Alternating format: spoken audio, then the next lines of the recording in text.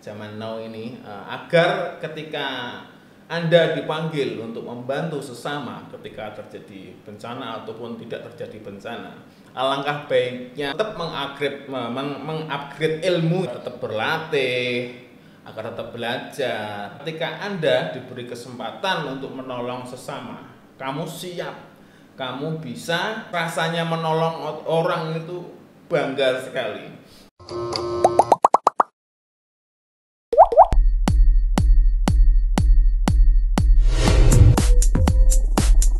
Sobat PMI, selamat kembali di Ngobrol Gayeng PMI Provinsi Jawa Tengah. Bersama saya Fitriani. Sebelum kita memulai, izinkan saya menyampaikan salam Ramadan untuk semua Sobat PMI yang sedang menjalankan ibadah puasa. Semoga Ramadan kali ini memberikan berkah yang melimpah. Hari ini kita akan mendengar cerita inspiratif dari seorang staf karyawan Diklat PMI Provinsi Jawa Tengah yang siap berbagi pengalaman yang tak terlupakan. Tanpa menunggu lama, mari kita sambut dengan hangat. Silahkan Pak, boleh diperkenalkan. Oke, selamat sore, selamat siang, selamat pagi, selamat malam. Perkenalkan, saya Nur Kasani, saya staf Diklat PMI Provinsi Jawa Tengah. Salam sehat, semoga kalau pas yang ini puasa ya, semoga puasanya lancar, tetap sehat, tetap semangat untuk menjalani puasa bulan ini. Ya, terima kasih Pak Nur atas perkenalan singkatnya. Sekarang mari kita masuki sesi pertanyaan yang pastinya akan menginspirasi kita semua. Ceritain, apa sih yang bikin Bapak memutuskan jadi relawan pas gempa bumi di Lombok dulu? Ada alasan khusus atau kejadian tertentu yang jadi pemicu buat bantu warga yang kena musibah pada bencana alam gempa bumi pada saat itu? Oke, jadi gini ya. Untuk PMI sendiri ketika memberangkatkan staf maupun relawan tergantung spesialisasinya. Kebetulan saat bencana di Lombok itu pada tahun 2018, kalau nggak keliru saya ingat itu 2018 ya. Sebelumnya saya memang terlatih sebagai staf yang mempunyai spesialisasi di pengolahan air. Ketika di Lombok terjadi bencana, memang di sana itu akses masyarakat ke air putus aksesnya. Jadi untuk saluran instalasi pipanisasi di sana putus. Makanya kami sebagai tim sanitasi dan air sekarang berubah menjadi dari dulu Watsan, water dan sanitasi, sekarang menjadi tim WAS, Water, Sanitation and Hygiene. Kami sebagai tim yang memang spesialisasinya di air, makanya kami ditugaskan ke sana untuk membantu masyarakat di sana agar mereka mempunyai akses ke air, begitu.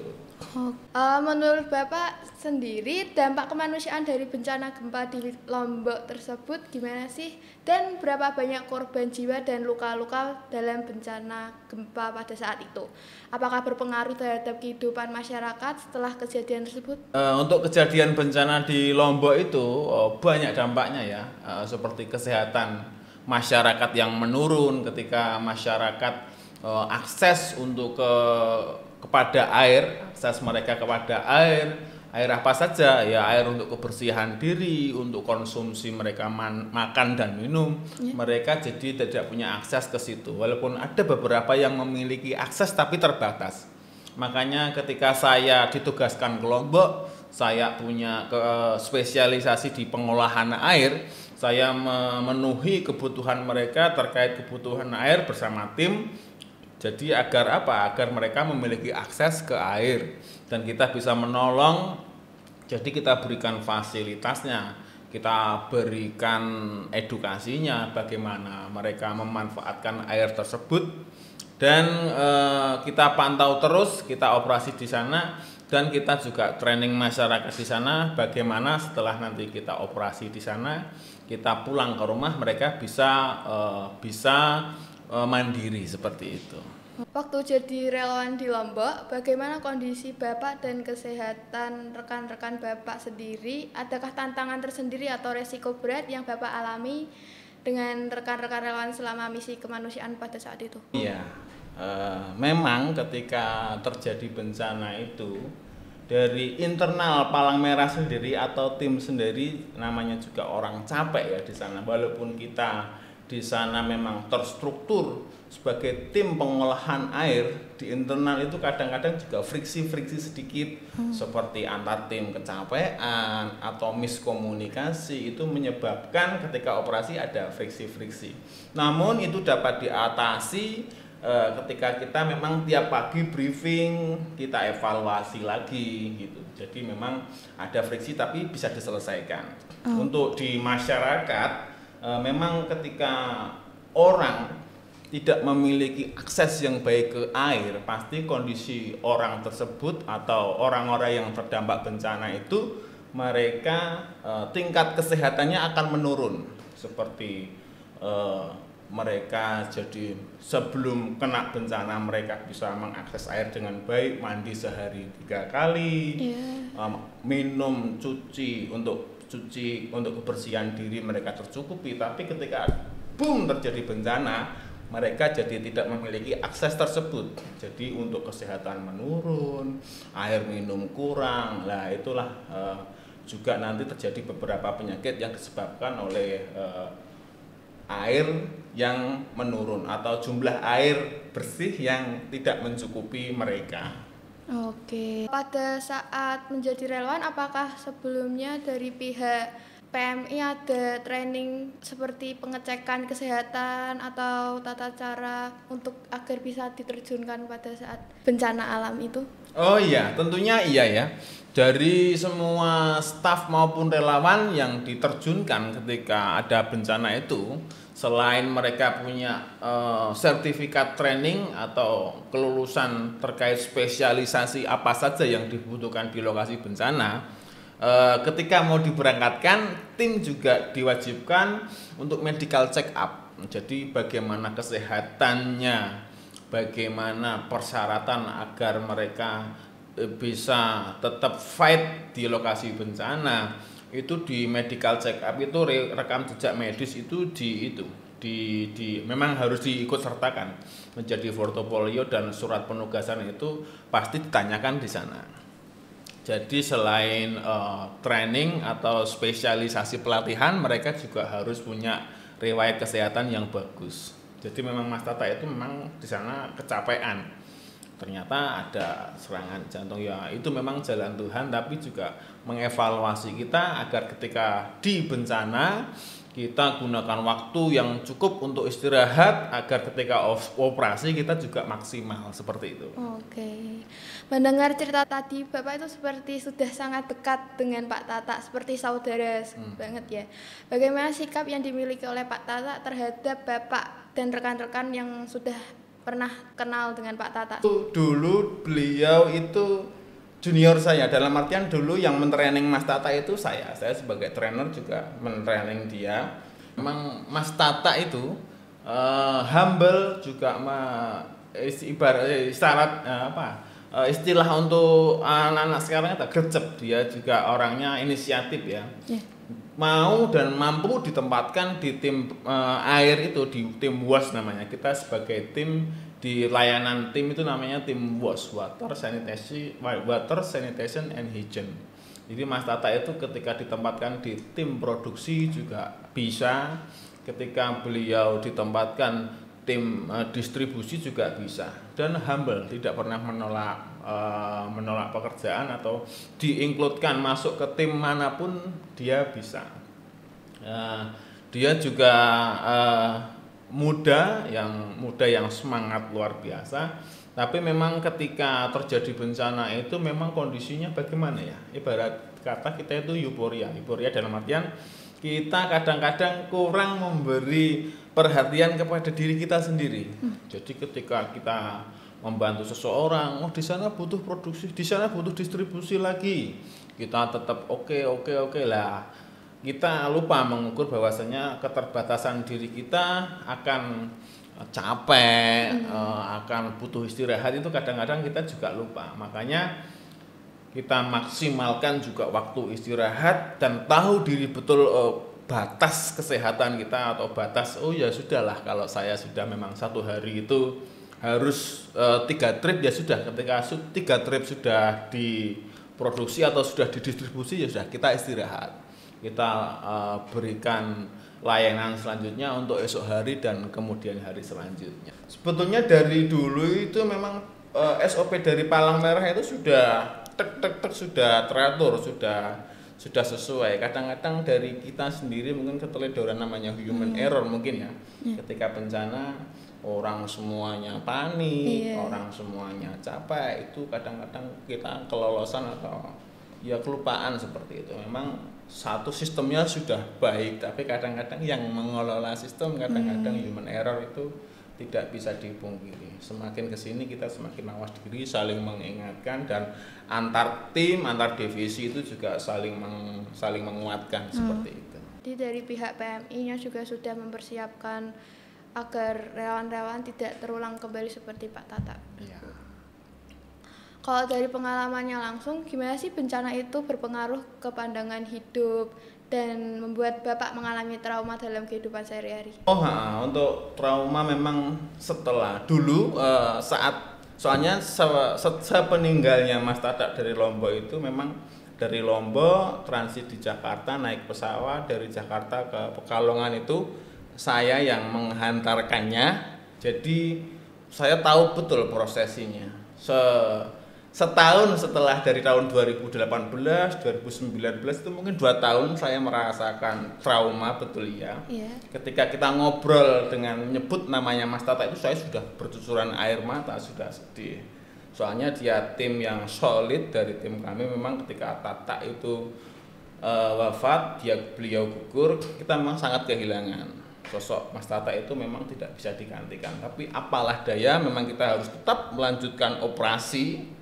Makanya ketika dulu saya 2 tahun mungkin trauma tersebut masih menempel. Makanya saya setiap selesai ibadah, selesai sholat, saya tetap mendoakan beliau agar Tuhan memberikan tempat yang layak. Amin. Semoga sebagai pembelajaran juga untuk tim-tim selanjutnya ketika beroperasi tetap memperhatikan kesehatannya masing-masing, jangan terlalu memaksakan diri.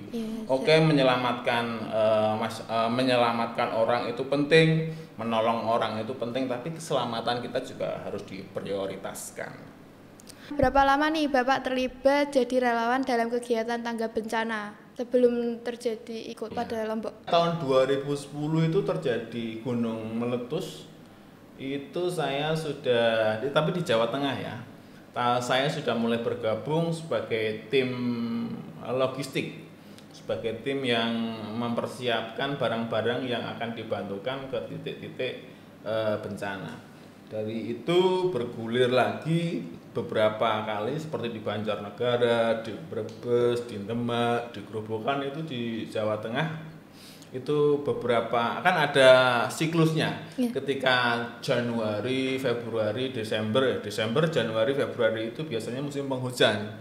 Di daerah-daerah di Jawa Tengah itu tertentu pasti di titik-titik yang terjadi aliran-aliran sungai besar itu kebanyakan terjadi banjir. Sampai karakteristik bencana itu di titik-titik tertentu kita sampai hafal, karena alam ini kan memberikan simbol-simbol atau sinyal-sinyal bahwasanya kita harus niteni. Alam itu alam itu gimana? Kita harus punya ilmu titen. Jadi kita niteni saja. Kalau Januari, Februari musimnya musim penghujan, berarti kita juga berarti di Jawa Tengah identiknya kalau musim penghujan banjir. Terus kalau awal-awal tahun itu, pertengahan tahun itu terjadi biasanya kalau musim kering ya terjadi kekeringan. Dari PMI kalau musim penghujan ya berarti ya kita evakuasi, bikin pengungsian, dapur umum. Kalau musim kekeringan ya kita biasanya distribusi air bersih. Jadi dari 2010, terus yang terakhir yang memang heroik itu ya di Lombok waktu terjadi gempa Lombok seperti itu. Kan Bapak sudah banyak menjadi relawan di daerah lain seperti bencana alam, banjir, hujan deras pada bulan Desember, Januari, dan sampai Februari di daerah Grobogan ataupun Brebes. Lalu bagaimana pengalaman tersebut bisa mengaruhi persiapan dan respon Bapak selama bencana di Lombok? Oh ya, Jadi memang kayak orang-orang di Palang Merah itu ada namanya training ya. Training itu untuk apa? Untuk kesiapsiagaan kita sebagai orang-orang yang akan terjun di kebencanaan.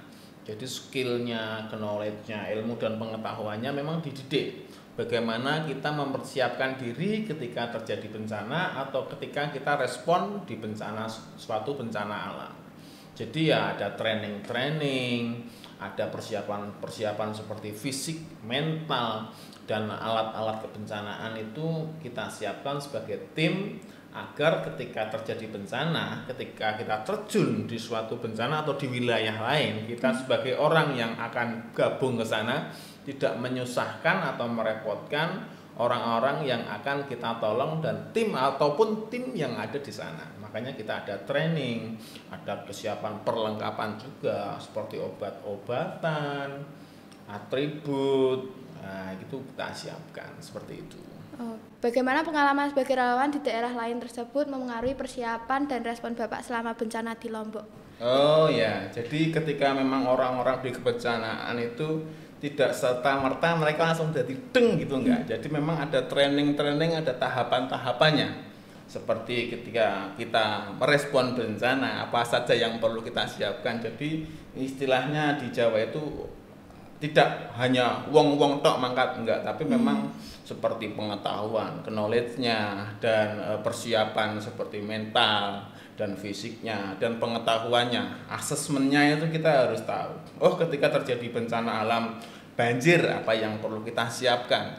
Seperti kita harus bawa senter, mantol atau pelampung seperti kita harus siapkan, dan bagaimana medan desanya. Kita tidak serta-merta buta akan peta, kita memang harus search dulu, kita searching dulu, kita asesmen dulu apa kebutuhan di lapangan. Nanti ketika terjadi di bencana itu kita akan gabung dengan tim apa. Nah, kita harus mempersiapkan. Tidak serta-merta kita nggak punya ilmunya, terus kita ujuk-ujuk datang di sana. Nanti di sana kita takutnya malah ketika kita terjun ke bencana, kita takutnya kalau nggak punya spesialisasi, kita akan merepotkan tim yang di sana. Mereka sudah susah, ketika kita datang ke sana kita nggak punya spesialisasi, fisiknya nggak sehat, mentalnya nggak kuat, nanti takutnya ketika kita tidak siap kita akan merepotkan teman-teman di lapangan. Makanya sebagai relawan-relawan muda nih misalnya, adik-adikku ini mau menjadi relawan, makanya belajar untuk kebencanaan. Apa saja yang perlu dibelajar? Kebencanaan itu biasanya ya kita nanti ilmunya ada di training-training PMI. Mungkin setelah tahun 2024 ini nanti ada banyak training-training yang akan dilakukan PMI. Kalau ada kesempatan silahkan diambil agar ketika setidak-tidaknya kita siap siaga. Nah, kita punya ilmunya, kita siap siaga ketika memang kita dipanggil untuk membantu, jadinya sudah punya kemampuan. Kan sudah ada kayak persiapan dan respon Bapak tersendiri sebelum menjadi relawan, pasti dari pihak PMI-nya juga akan ada training-training dan tes-tes selanjutnya. Lalu sebelumnya pada saat bencana pasti ada tanda-tandanya sendiri. Bapak apakah pernah merasakan tanda-tanda yang akan terjadinya bencana tersebut? Oh iya. Untuk tanda-tanda itu di sekitar kita, alam ini sudah memberi tanda-tanda ya. Seperti musim penghujan, itu biasanya kalau sudah terjadi hujan lebat, intensitas sedang, durasi setengah jam atau sampai 2 jam, itu biasanya di daerah-daerah yang rawan banjir akan terjadi banjir. Di pinggir-pinggiran sungai itu biasanya sudah punya alert-alert, tanda-tanda tertentu yang dibuat oleh masyarakat. Di Solo, di Bengawan Solo itu juga ada, untuk warningnya sudah ada. Kalau kayak gempa itu belum bisa diprediksi sampai sekarang. Kalau setelah terjadi gempa baru akan bisa diprediksi, oh ini skala Richternya berapa, kedalamannya berapa, dampaknya akan seperti apa, itu setelah. Tapi kalau banjir itu sudah ada, ketika kenaikan air sekian nanti dampaknya akan area-area mana saja yang akan terkena dampak banjir. Makanya beberapa desa-desa atau kabupaten kota yang dekat dengan aliran-aliran sungai besar itu ketika terjadi hujan deras, intensitasnya sedang sampai tinggi, durasinya sampai sekian jam, itu nanti akan ada peringatan-peringatan dini. Jadi memang alam ini sebetulnya sudah memberikan tanda-tanda, tergantung manusianya kadang-kadang peka atau tidak. Oh, iya. Dan sikap kita terhadap alam seperti buang sampah itu memang harus jadi budaya ya. Buang sampah itu sekarang kan jadi perhatian semua kalangan ini. Enggak hanya Palang Merah, juga pemerintah juga memperhatikan itu. Bagaimana kita memperlakukan sampah, bagaimana kita mengelola alam ini seperti tidak memotong pohon sembarangan gitu, tidak membunuh ikan. Kalau di kali itu kadang-kadang kan ada beberapa oknum-oknum yang suka ngasih obat atau nyetrum ikan. Itu juga alam itu kalau semakin kita rusak juga akhirnya akan berimbas, impactnya ke kita sendiri nanti. Jadi untuk itu ya kita alam itu sudah memberikan peringatan-peringatan lah sebetulnya. Kembali lagi di kejadian sebelumnya pada saat bencana alam gempa bumi di Lombok. Gimana sih keadaan warga di Lombok setelah gempa itu terjadi? Apakah banyak warga sekitar yang harus mengungsi atau berpindah tempat? Oh iya, jadi beberapa fakta itu memang terjadi ya. Ada beberapa warga yang memang ketika mereka terjadi bencana itu gitu, mereka juga ada yang stay di Lombok dan ada beberapa yang mereka pergi dari Lombok tapi untuk mengamankan diri dan mereka akan kembali setelah bencana itu terjadi. Tapi kebanyakan kalau orang-orang di Lombok itu mereka masih di Lombok tapi mereka mengungsi ke tempat yang aman. Jadi kayak pemerintahan dan organisasi kemanusiaan seperti Palang Merah dan organisasi yang lain itu mereka memberi tempat pengungsian. Nah, beberapa orang atau orang-orang yang terdampak bencana itu mereka mengungsi di situ. Jadi PMI menyediakan tempat pengungsian bersama pemerintah, juga memberikan fasilitas seperti airnya kita suplai, jambannya kita kasih, drainasenya kita buat. Setelah itu kita juga mengedukasi bagaimana memanfaatkan secara baik fasilitas-fasilitas yang kita buat di sana. Untuk korban anak-anak sekolah itu bagaimana, Pak? Sekolahnya mereka apakah diliburkan atau tetap ada relawan-relawan yang tetap mengajarkan mereka? Ada beberapa yang mereka membuat sekolahan-sekolahan darurat dan melibatkan relawan-relawan Palang Merah juga. Jadi untuk sekolahan memang beberapa ada yang dihentikan karena mengingat bangunan-bangunan itu kalau mereka dipaksa masih untuk dioperasikan takutnya akan terjadi gempa susulan yang lebih besar. Tapi ketika ada tim Palang Merah bekerja sama dengan organisasi kemanusiaan lain dan pemerintah, mereka juga membuat sekolahan-sekolahan darurat yang sifatnya sementara tapi tetap mengutamakan agar anak-anak itu juga tetap bersekolah, seperti itu. Dalam situasi kayak gitu, bagaimana sih cara Bapak biar bisa tetap semangat dan termotivasi buat ngebantu orang-orang yang kena dampak gempa di Lombok setelah kejadian itu, seperti orang lansia, ibu hamil, dan anak-anak? Oh ya, jadi memang untuk saya sendiri agar tetap memotivasi diri saya sendiri, saya tetap bersyukur dalam artian tidak banyak orang yang diberi kesempatan untuk menolong. Juga ada payung hukum organisasi ini, Palang Merah Indonesia ini juga memberi payung hukum yang kuat ketika saya membantu di sana, ada payung hukum yang menaungi. Dan untuk anak-anak, orang tua, ibu-ibu hamil, itu memang kita punya prioritas dalam artian kaum rentan itu mereka diberikan tempat yang khusus seperti orang-orang yang berkebutuhan khusus, mereka akan dipisahkan dan didampingi oleh teman-teman yang beroperasi di lapangan agar apa? Mereka kebutuhannya kan beda dengan orang-orang yang yang normal ya.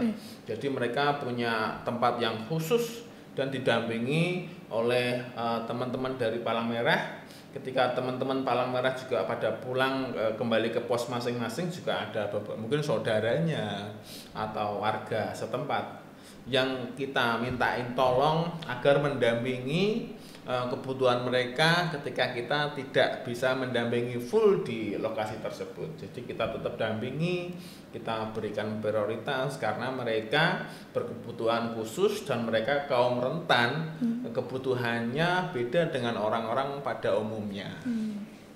Untuk pertanyaan terakhir nih Pak, mungkin Pak Nur bisa memberikan satu pesan atau kutipan favorit Bapak yang mungkin menjadi sumber inspirasi bagi kita semua dalam menghadapi tantangan hidup dan menjadi lebih baik di setiap harinya. Oke, terima kasih. Bagi generasi muda zaman sekarang ya, Gen Z zaman now ini, agar ketika Anda dipanggil untuk membantu sesama ketika terjadi bencana ataupun tidak terjadi bencana, alangkah baiknya tetap mengupgrade ilmu ya, agar tetap berlatih, agar tetap belajar, agar apa? Ketika Anda diberi kesempatan untuk menolong sesama, kamu siap, kamu bisa, dan rasanya menolong orang itu bangga sekali. Berterima kasihlah ketika Anda diberikan kesempatan untuk menolong orang. Jadi semangat untuk menolong, kebaikan itu sebagai investasi di akhirat nanti. Terima kasih.